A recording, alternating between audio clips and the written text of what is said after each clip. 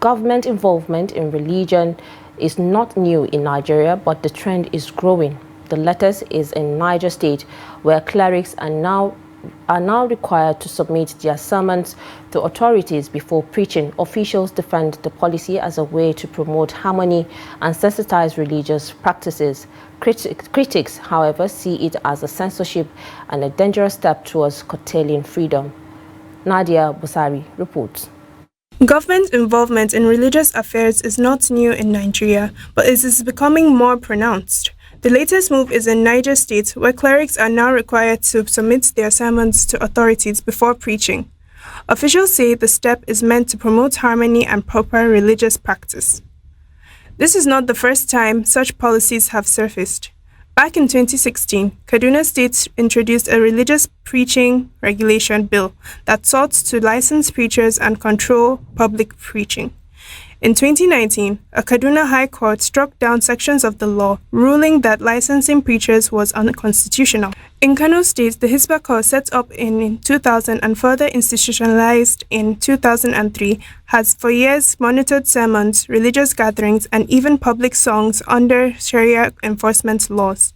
With Niger's new policy now in play, clerics have been given time to comply. But questions still remain. Will this stay a state-level initiative, or could it mark the beginning of a broader shift in how religion is regulated across Nigeria? It's not about the independence of religious institution or the right to freedom of expression for citizens, but it is a matter of security. It is a matter of communication. Opponents warn that this could erode constitutional rights and give governments excessive powers over faith. They argue that regulating sermons risks politicizing religion and silencing dissenting voices. Governments do not have the power to license preachings. Of course, they can monitor, because monitoring is different from permission or licensing clerics to speak.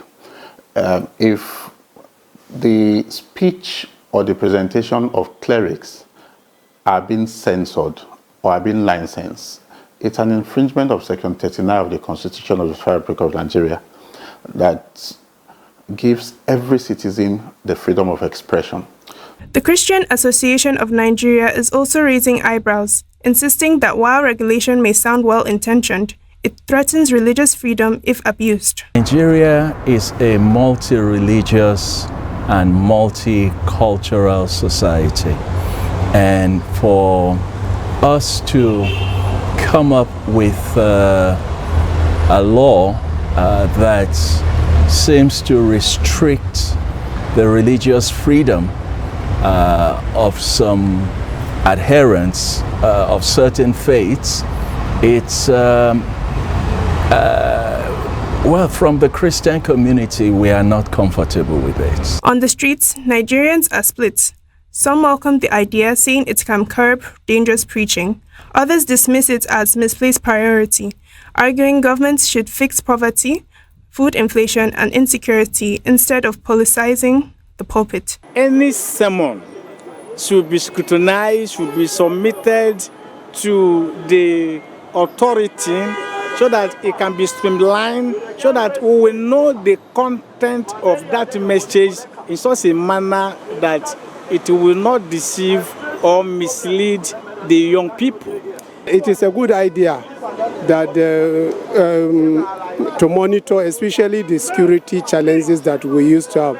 So controlling is not that, I know that the state governors are not doing it for their selfish interests. Definitely they must have a reason. Before the pastors and imam should submit any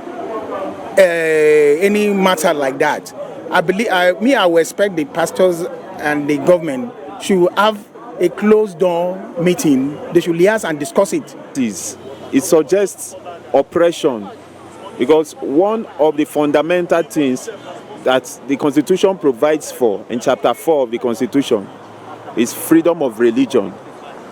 That freedom of religion covers both you that believes in a particular, you that is involved in a particular religion believes in a particular doctrine. With clerics given time to comply, the big question is whether Niger's decision will remain a local experiment or signal a new wave of state-driven control over religious life in Nigeria. Nadia Busari, Trust TV News, Abuja.